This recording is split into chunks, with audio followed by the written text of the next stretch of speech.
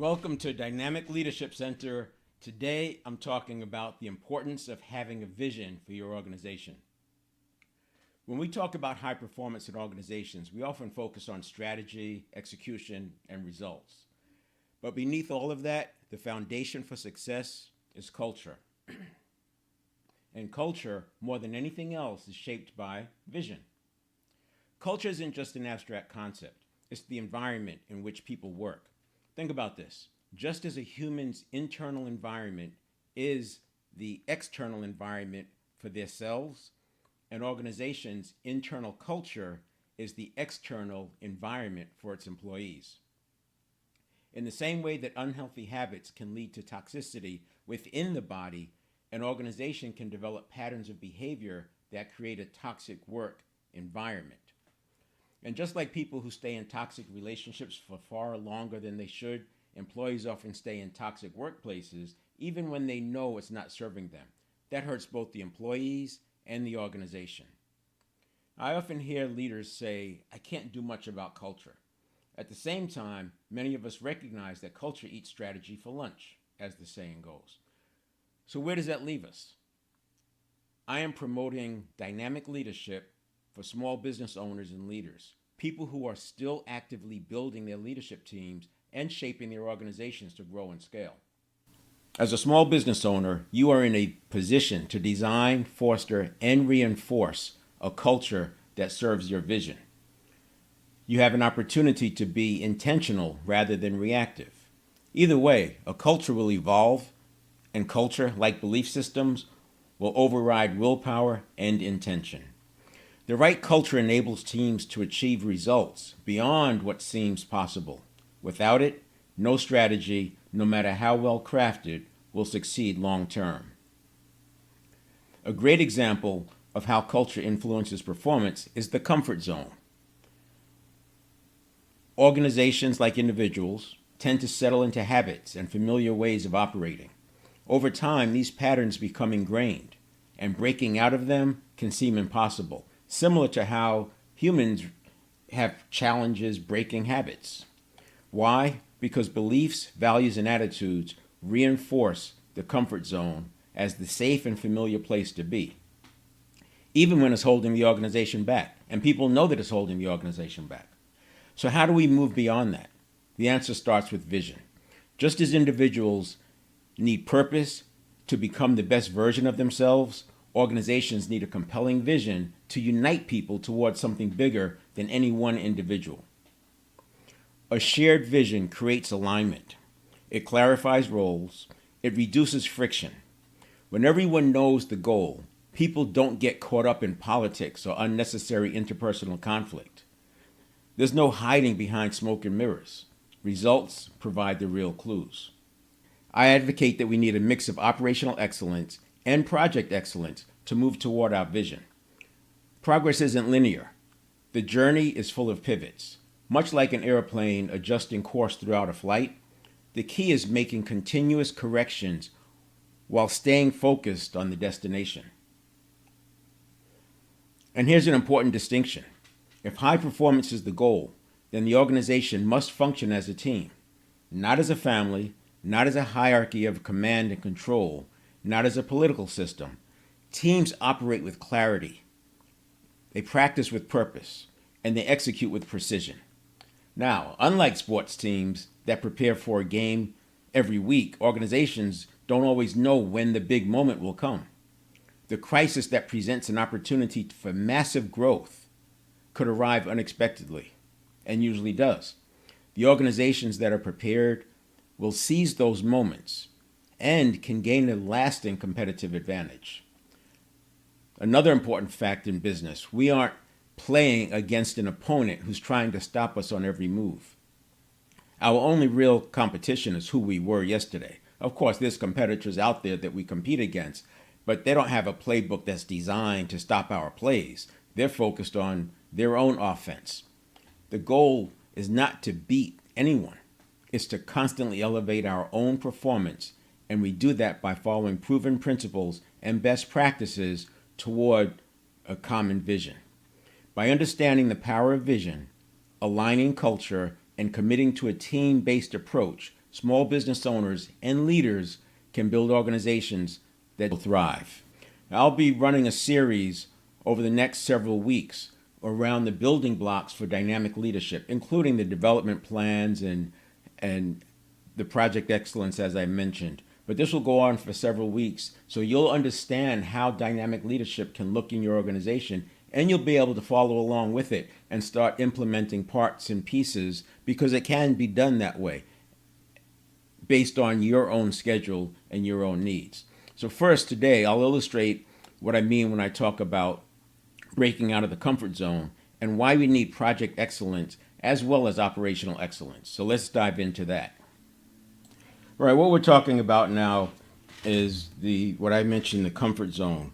And life, as you look around, it's very, very fractal. We have clues from so many different things, and it's interesting that our cells respond to threats very much the way we as humans respond to threats. So we can learn from looking at these things. That's what I meant when I said that the internal environment is the external environment of ourselves. And most people would agree that if you walk around, even though it's not directly physiologically health directed, but it's mental health related or cognitive related, we can have so much anxiety and stress that we create illness within our bodies. And that's the same way that I'm talking about with respect to organizations.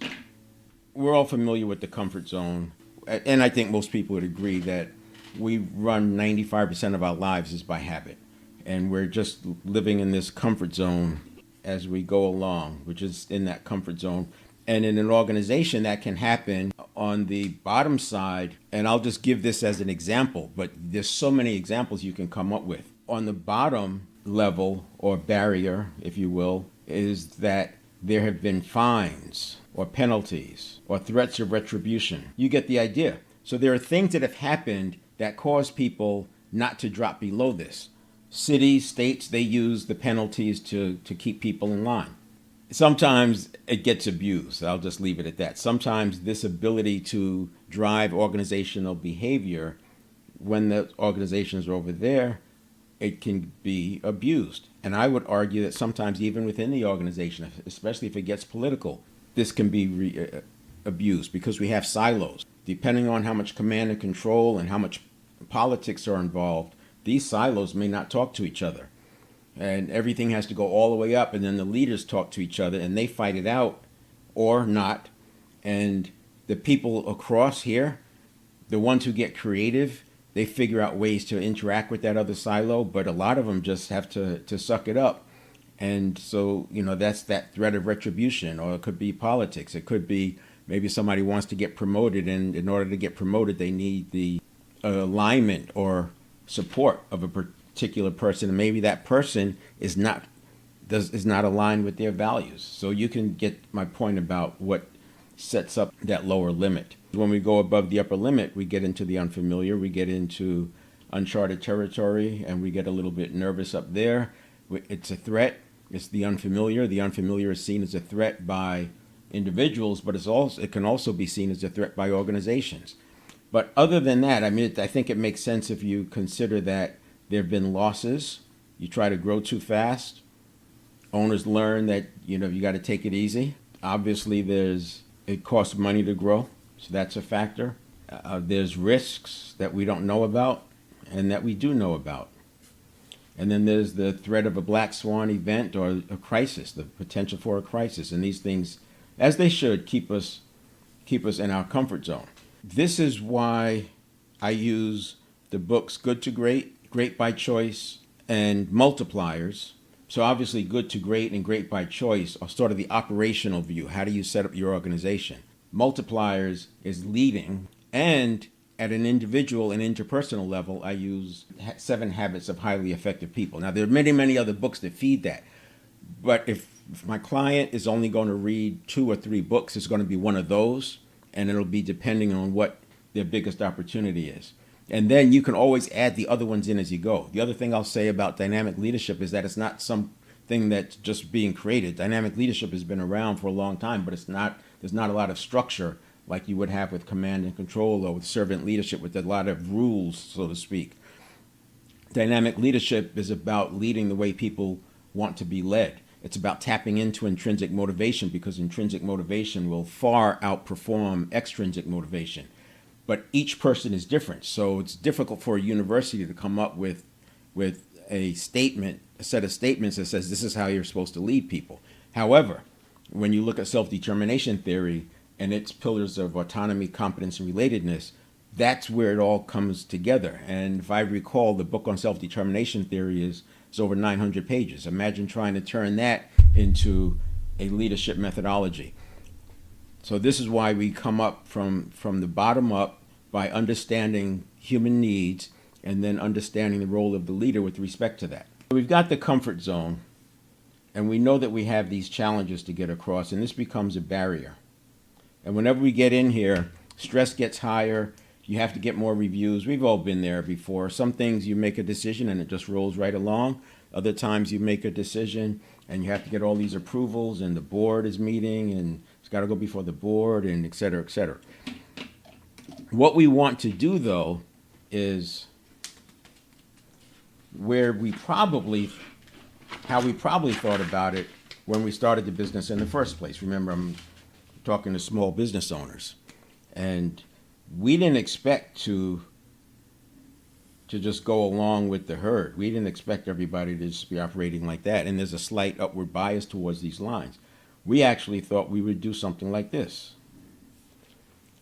But stuff happens, and anybody who's in business understands that there's always something that happens. There are many, many things that come up. For example, a organization with less than $1 million is very different than an organization doing more than $1 million in revenue.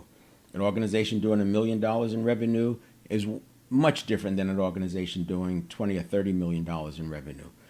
And you know, you're running from 8 to 10 employees on the $1 million, which can be run by one person, right? Span of control. And now you're at 30, 40, 50 employees. You have a leadership team.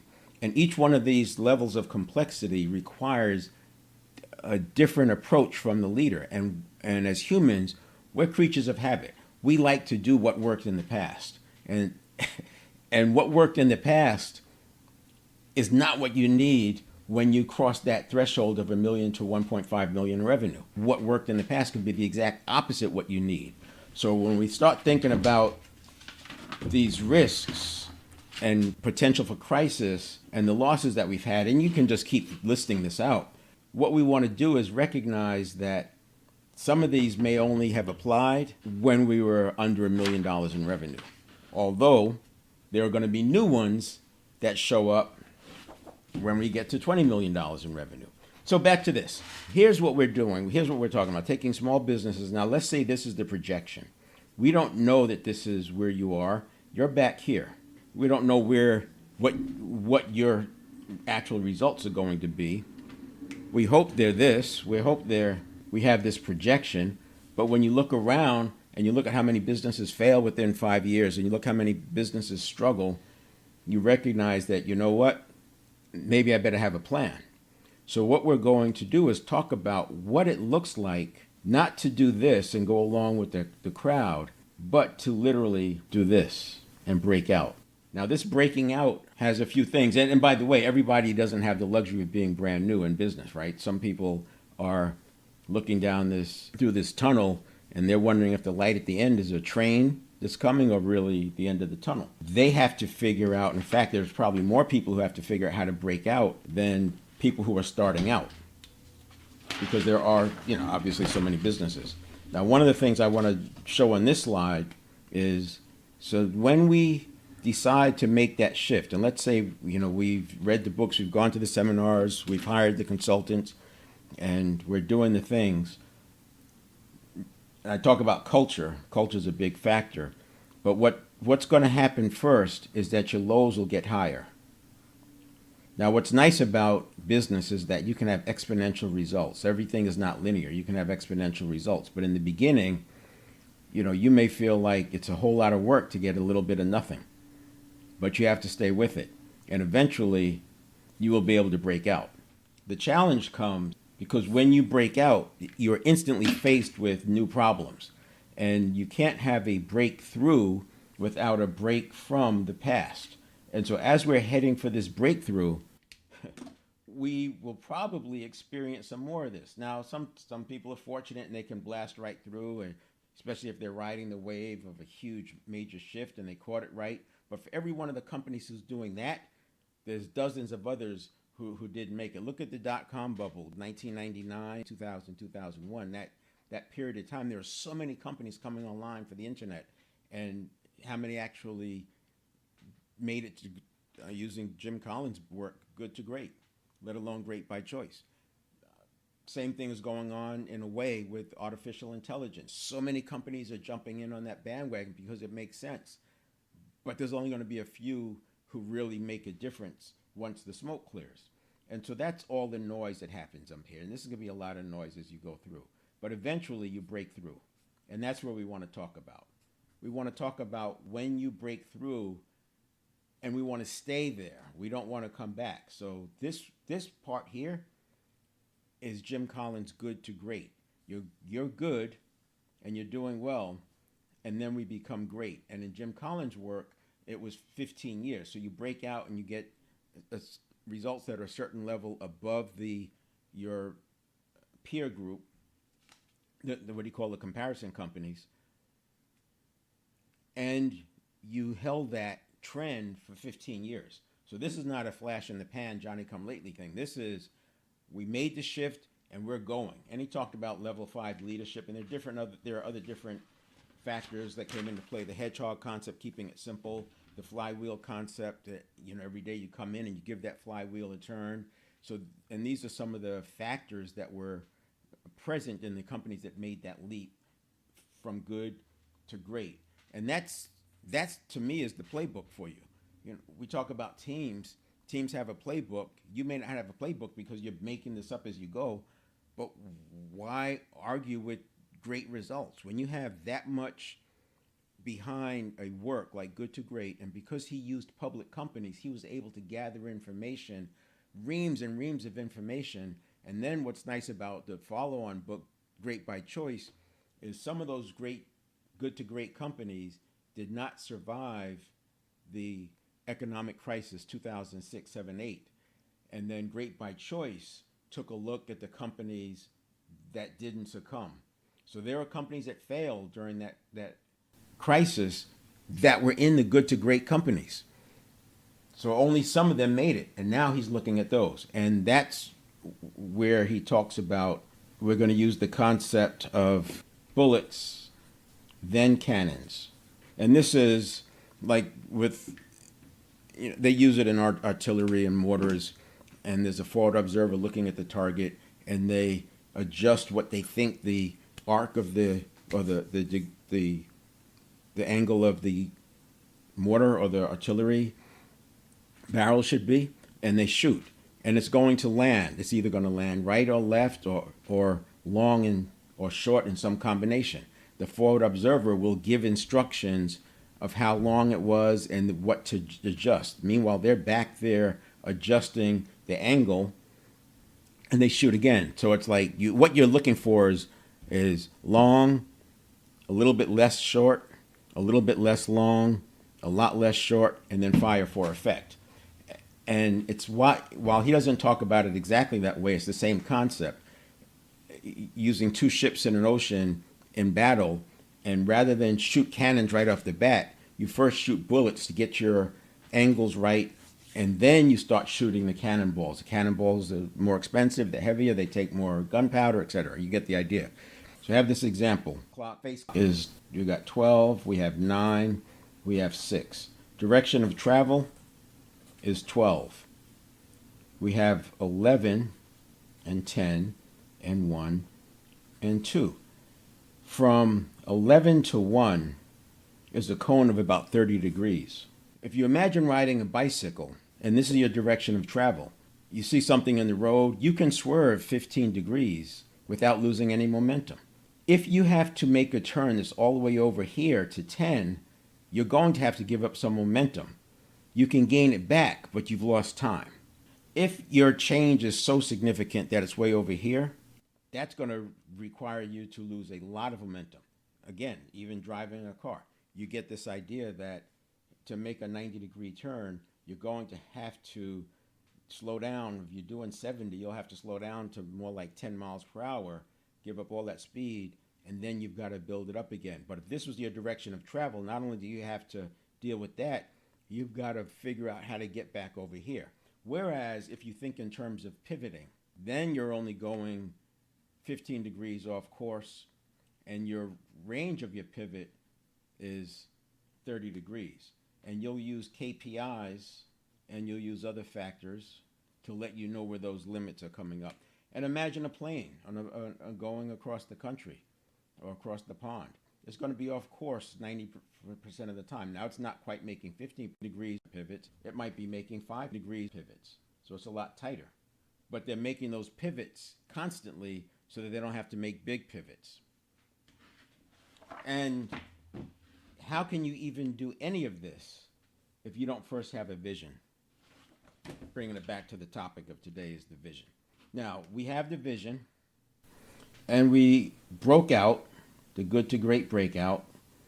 We used the bullets, then cannons. We used the flywheel. We used the hedgehog to keep it simple. We use the 20-mile march concept, which is similar to the flywheel of doing high moderate amount of work and not trying to hit for the fences every time. We're doing base hits, and then that's going to take us towards the vision. But if you think about it in terms of employees, every time you add another 8 to 15 employees, you're adding complexity, because using a standard span of control, you probably added 2 leaders. And each time you add more leaders, your leadership team is changing, the dynamics change. On this journey up here, we're going to need some operational and some pivots. We're going to find that in order to maintain this trajectory, we're going to have to make some changes in the organization. This is a pivot. This is a project. This is project work.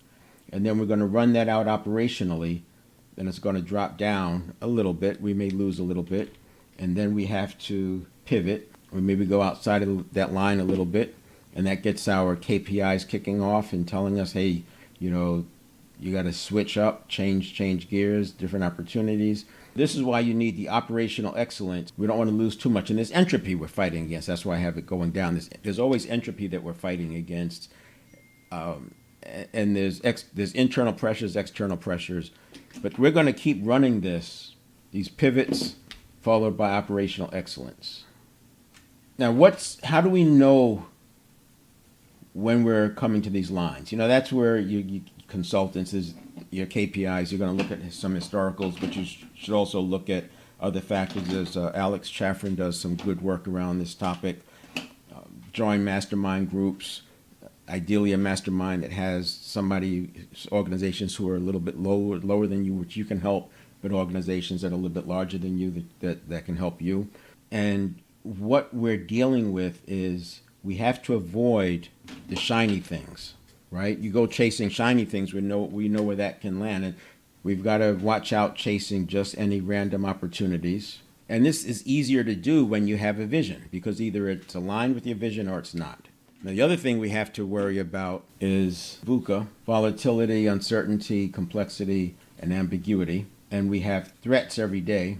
And we have people, challenges. We have an organization. There's going to be noise on both sides. There's noise over here.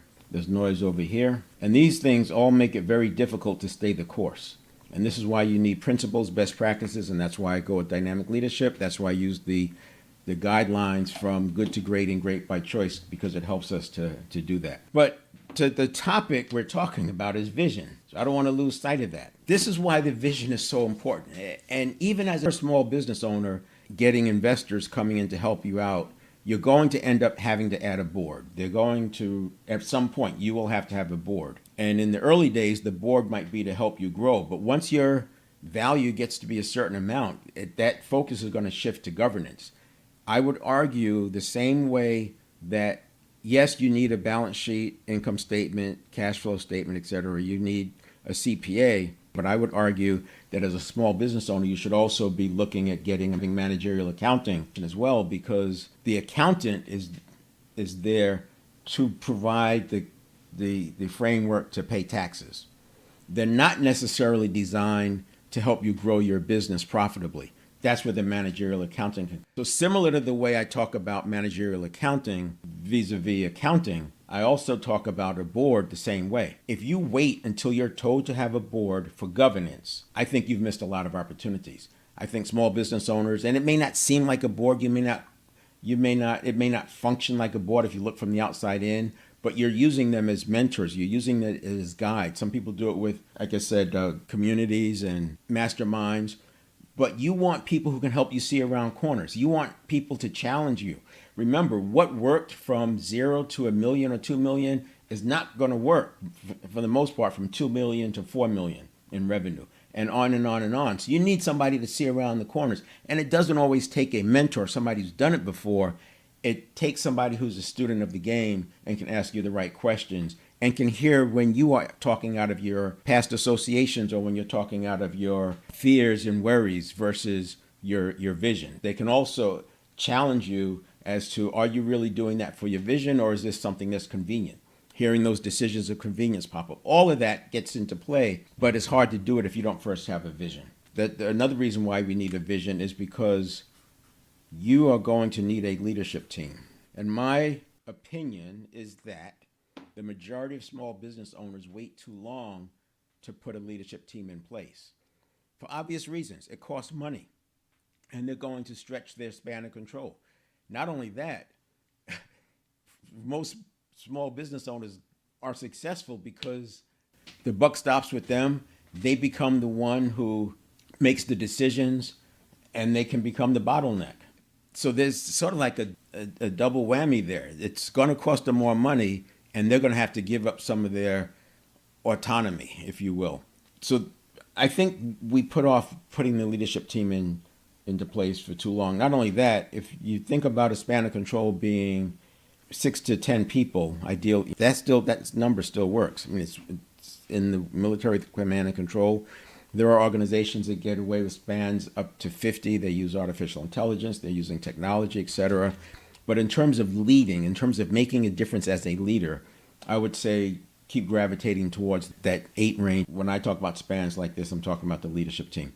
And so with that leadership team, if you wait until you have 10 or 12 people before you add a manager to help you with leading the organization, something's got to give, right? So if a span of control is 8, you probably need 3 of those units just to manage the organization. So maybe the leaders, I can't tell you what the exact answer is.